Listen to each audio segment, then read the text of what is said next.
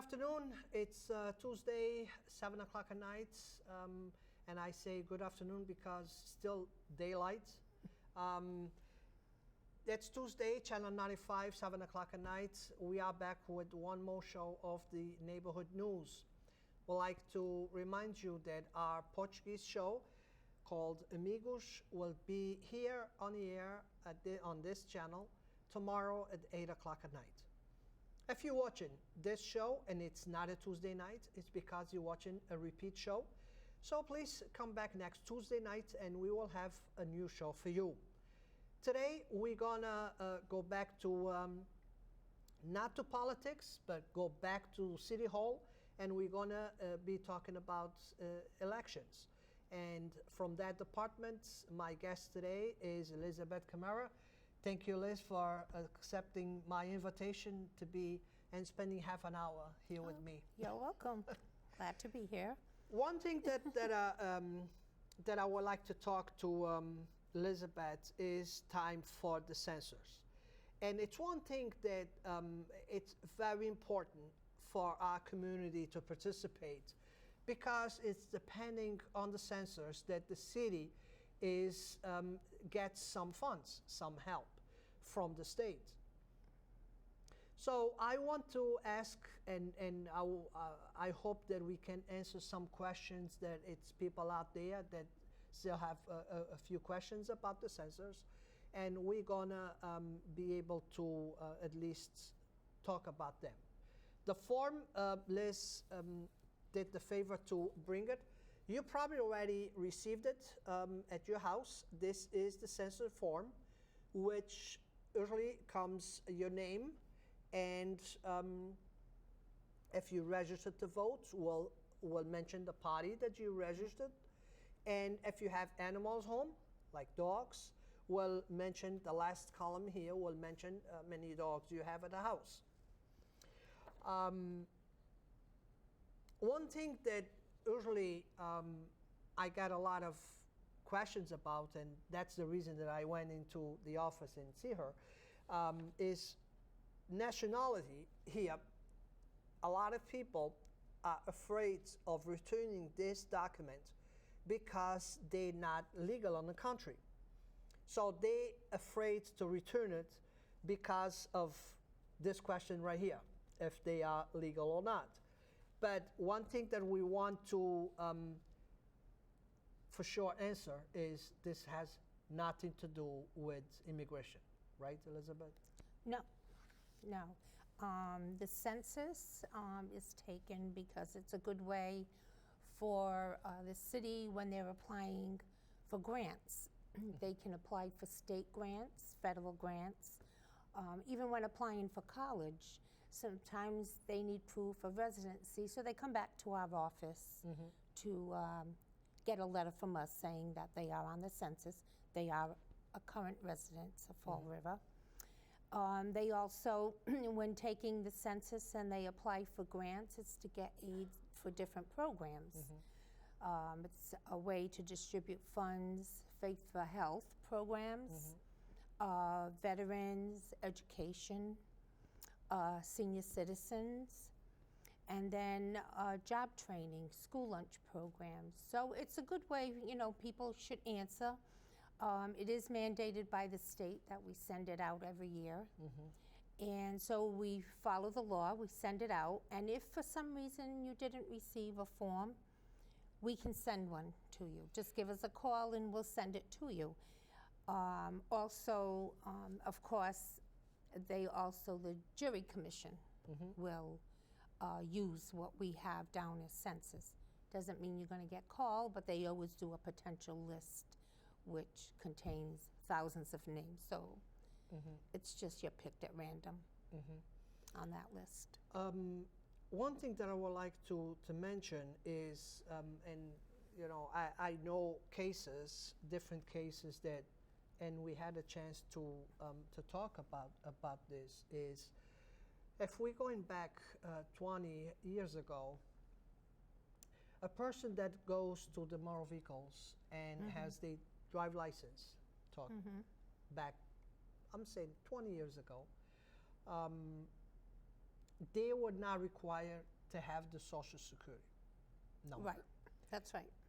So a lot of people with the years lost the right to renew their drive license since they don't provide a Social Security number.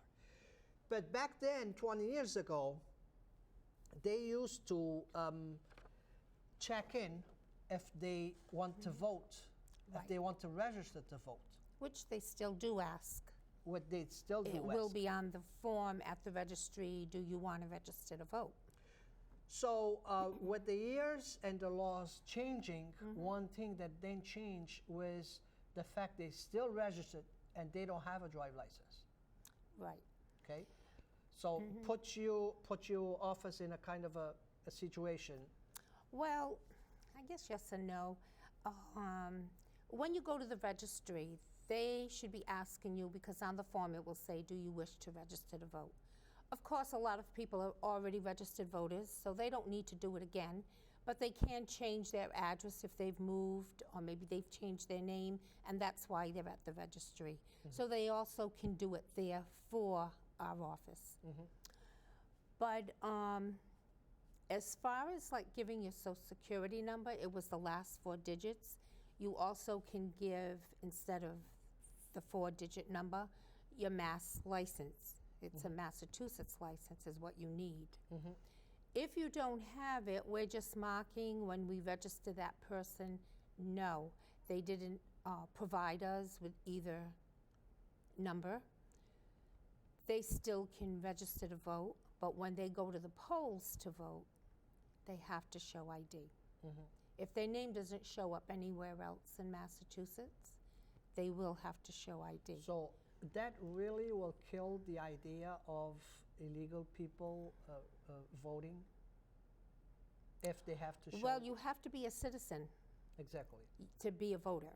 Okay. It tells you right on the form. It will ask you, it will say, I so-and-so, I am a citizen of the United States, I am 18 years of age, and you're not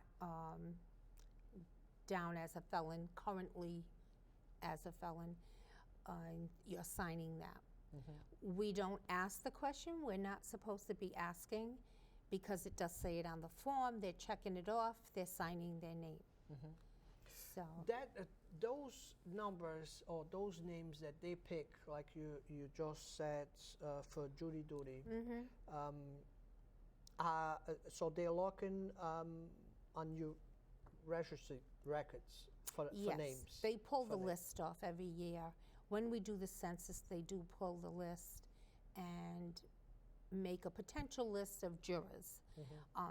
It's thousands of names. It's not like, say, a list of 20 names and that's all. It's thousands. It doesn't mean you're going to get called, but we do have the list in our office. So if anybody wanted to come in and check just to see if their name was there, they could. Okay. Yeah, Yeah. they could. I hope my name is not back there again. I know mine is. Because I already went through that, and I know mine I is. don't want to go through that again. I mean, if so- I had a good job and if I had a good paid job, they would, and I would be able to get paid and just spend a day off. That would Yeah. be good. But they, my job, I don't make a lot of money. Very good. How many years you're there? It will be 28 years in June. Only 28. Yeah, only 28. So you saw many. You have many elections under your belt. Oh, yes, yes, many, yes. It's a lot of changes. Well, there have been changes through the years. I think with the system that the state has, it's made it a little easier for us keeping track. But you're doing the same thing. We can keep track too of a lot more in our system, because they do, the state, you are required to do voter history with state elections. You also can do it with city ones, which we do. We track everything. So it gets tracked against every voter. If they have voted, we're scanning their name. you'll notice on the voter list when you go in to vote, there's a barcode near your name. That's what we're scanning with every election, to who votes. And we don't know how you voted. It's just that you voted. Okay? But there's different reports that you can pull off, you know, even the state can pull off. The state does track everything we do. They can go in and see if we're doing what's required. And so it keeps a good record of everything. It keeps a clean record, even with debts that happen throughout the year. We are given a notice when to take them off. We get a notice from the city clerk's office. We also will get a notice from the Department of Public Health in Boston a couple of times a year. So we're constantly updating. Right, our list is about as current as it can get. I think it's a good job that gets done in keeping it a clean record. And we just go from there. And anytime, if something, say, was not done yet, the state is calling you, did you forget? You know, and we'll just say, no, we haven't forgotten. We know it has to be done, and it's fine. So they just check later on down the road. But they are able to track everything we do. And I find it very easy for us to keep track of a lot of things in the system. One thing that a lot of people go out to vote, Yes. but they don't know the behind the scenes. No, and there's a lot of work. Can you take us back behind the scene during election day? During election day, well, it actually starts in the beginning. Like, this is a local election. It starts with nomination papers. So you have to certify all the names on your papers, see if the candidate has enough signatures. They file with us. Then that's when they file, they're on the ballot. And now it's going out to see who's the company that will do the ballots, making sure your ballot is set up correctly. And there's the absentee. We start in January or February already sending out the applications to our permanent disabled people. And they start sending it back, which we've already got a good stack. We've got a couple of hundred already going for September. And so those first people are voting. They already voting even before the election starts. They haven't voted yet. They're telling us they want the ballot at election time. Okay, they're That's requesting what the form, vote. Yes. The ballots. Yes. Okay. And then the next thing now is doing the census to update your voting list. You're also calling your poll workers. Now we have about 175 to 200 people that do work at the polls and in Election Central downstairs. And those people are paid? Yes, That's they why are. the cost of an election. Sure. Yeah, it is expensive, but we need everyone's help that's there, you know. And so you're already calling in June, you're already checking with the people who's going to work. You have to keep a running list. And then if someone can't work, so you're looking for a replacement. Now you have your absentees are coming in. Now you're setting up. You're going out to bid for your ballots. Now you have to get your absentee ballots, make sure they're coming in before your regular ballots for the polls, because you have to send those out within 20 days before the election. But we usually try to get it out before then, because there is a lot to do. It's setting up the ballots, setting up the applications, the whole absentee situation with envelopes. We already have our envelopes stamped. We do everything ahead of time because we know there's just so much in work that's involved. That's what people don't realize. Exactly. It's the work involved to set up for one day. So once the ballots are in for absentees, we have to get those all in. We got to get them packed, make sure they're going to the right. You have to do everything. Like if this was an application, you have to make sure everything's matching with the envelopes, the application. Exactly. You have to number everything so it all matches. So I don't get somebody else's That's right. ballot. That's right. You got to make sure that all the envelopes agree. We label all the envelopes, but you're putting all the right envelopes together with the ballot. And so everything's a process, because now you have to input all those absentees. There's a list you have to run who applied. When they're sent out, you have to go back and date when you sent it. When it comes back, you have to date when you received it. But and they don't get open until exactly. the election day. That's right. But you have to put the date it came back, and if you're accepting it. Because if they didn't sign their envelope, it's rejected, and you have to send them another one. Oh, boy. They do have up to 3 times if they make a mistake. You know, so if they don't sign their name, it has to get rejected.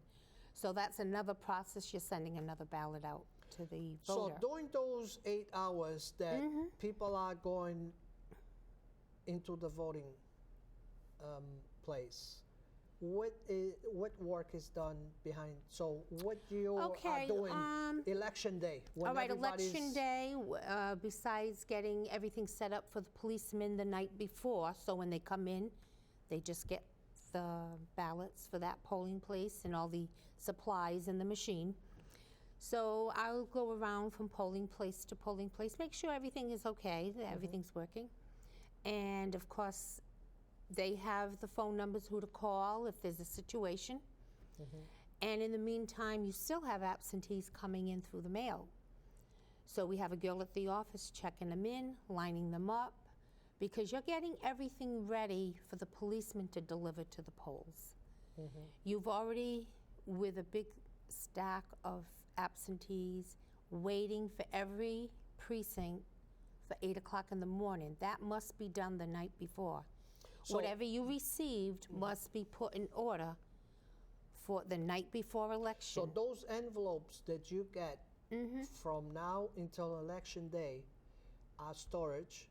Yes. And then they are delivered to the voting polls? Each precinct by the policeman. By the police? Yes. And that's what they're going to add into the machines? That's the envelopes that came in?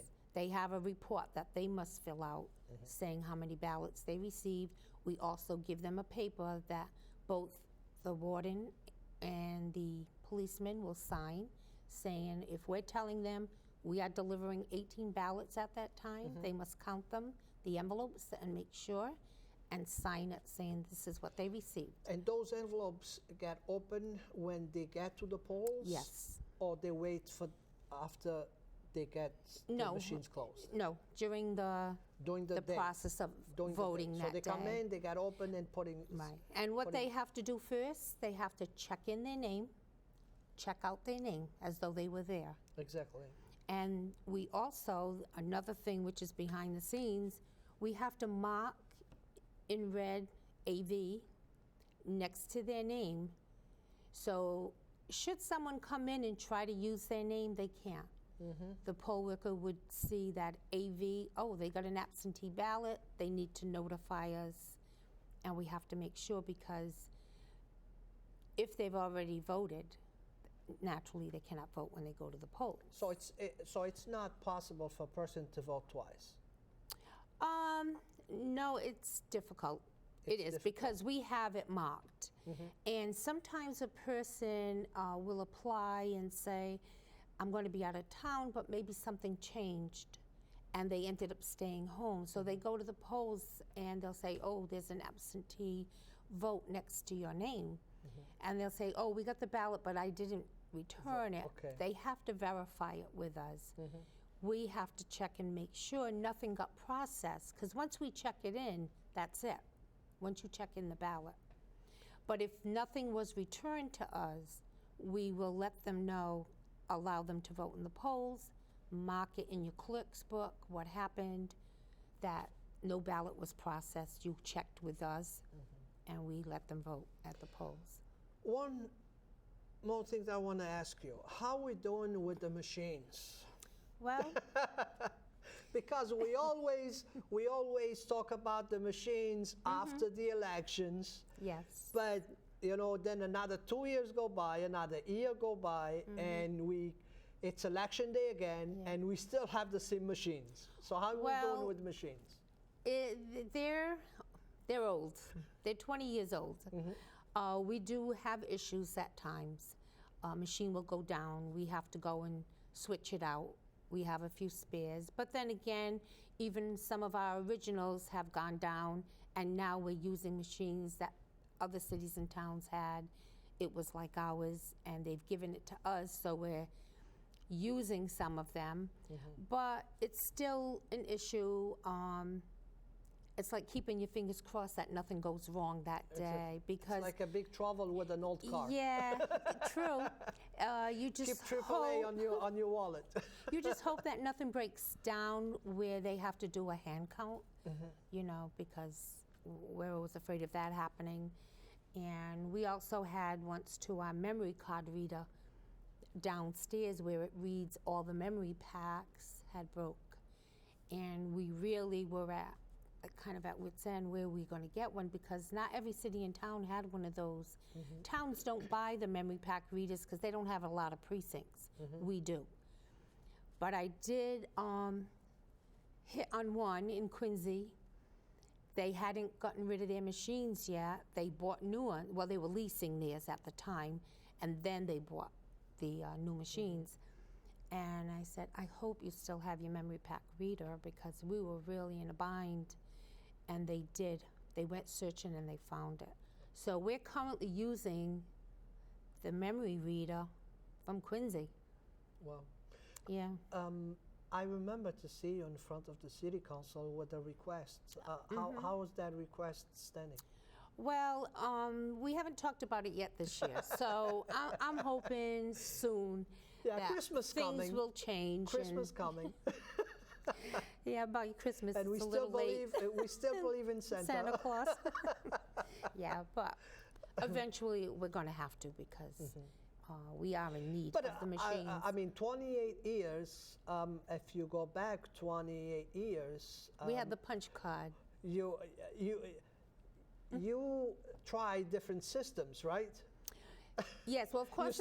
We started with the punch-in card. We had the punch cards. Of course, at the time, I wasn't running the department, so I was one of the clerks in the office. And we had the punch card until 1997 is when we got the Optec Eagles that we have Believe now. it or not, it's But yeah, 20 years. time goes on, and now we're in need of new ones, and so we hope soon. So that- you tried to put it on a budget, right? At least that was the request. That goes with capital improvement. Okay. Okay, so that's like a separate issue now. So it's not in the budget. That will be down the road. It's something that you're gonna show your face at the city councils again. Maybe, you never know. But I did do up something and submit it. So, but that'll be for the future. So, but we hope it's. What could be the cost of changing the machines? I believe I'm just estimating what I have on the thing. I think the machine's probably around 190,000, 200,000. Yeah. It's an estimate, because I've got it all there in the office. It varies from year to year what they charge you. But it's an investment. If we're going to spend 200,000 and they're going to last another 20 years, I think it's a good deal. Yeah, we've done well with the machines we have. We have done well with them. Can't complain. Very good. So we are right now, just 2 weeks ago, people start to pick up papers. And yes. Is your office busy? It's been quiet. We had a few people come in. I'm going to say maybe not even 20 people have come in yet. No. So it has been quiet. People returned already? We have a couple of candidates that did return, but we haven't worked on those yet. We've been so busy with the census, getting everything open. That's a big job in itself. When is the due date for this? When you guys will wrap up? We try to get it ready for June 1st for a street listing. They went out a little later this year. So we're just hoping that people will respond. We are getting a lot coming back in. So I'm hoping by next week we can start scanning and start making changes and just keep moving along. And we just ask that if anybody hasn't received one, they could call To our contact the office office. and we'll mail them one. Yeah. Usually what the percentage of returns on the census? Well, it's not always a good turnout because we end up with 62,000, but we do get a lot of people that don't return it, and we have to send them a second mailing and ask them to send the postcard back if they're still residing, so we can update everything. So, but if they don't return how it, many you send out? we sent around, I think it was around 53,000, 54,000 in that range. Because if there's a family, it goes under one person as head of household, and all members with them will be on the same form. So. And mine changed last year, and mine's gonna change this year again. So, Yeah. Liz, thank you for accepting my invitation to be here on the show, and definitely was a very nice show. I hope that we give a lot of information. We kind of walked behind the scenes on election day and getting prepared for the big day. And that big day is just 3 or 4 months away. So it's... Yeah, and it comes pretty quickly, too. It does. Very good. And we all set for one more show. I will see you next week at the same time, same channel, back here with one more guest. Until then, have a good night.